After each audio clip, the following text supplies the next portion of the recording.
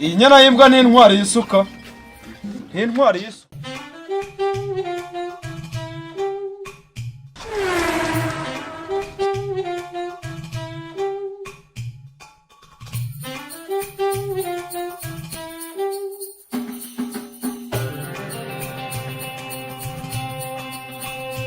Iyi nyana y'imbwa ni intwari y'isuka. Go and ask your grandfather.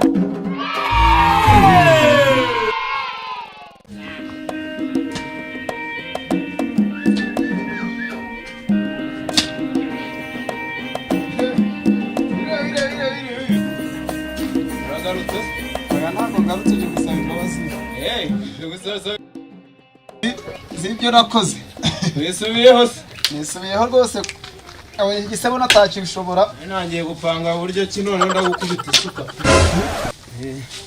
Kuzanze nubundi aha. Ubuzi ko natakwegera mise bidura ngo bako garukaturira. Ntabwo nakwiye. Aya nubundi utanyaburira umurimo. Bari abantu nkamwe mbize.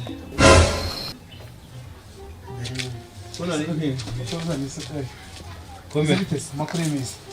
Cha turaburanye n'ubwo wankubise ariko nta kundi. Baragomba kugukubitira igikoma cyo. Wenda wabaye umugabo ugarutse gusa. Yari bikwiye wanyeretse ubugabo ufite mu gikoma narabibonye. Umbase. Reka nkuzanira agatebe n'ubundi unsabe imbabazi wicaye rega utanduguma no kumuhagarara. Nebe kise sha wa muntu hano ni iwanjye utaguma no kumuhagarara hejuru.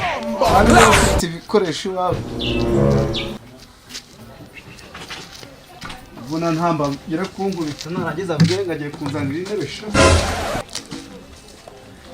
Bitwaye sha ndabitwaye ibyo wigize wambwa we. Zongera umboni zo nkubise zirahagije.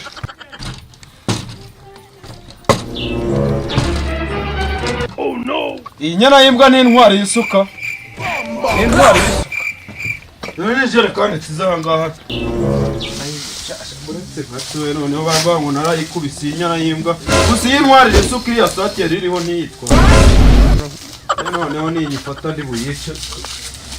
Kabe ndayereka.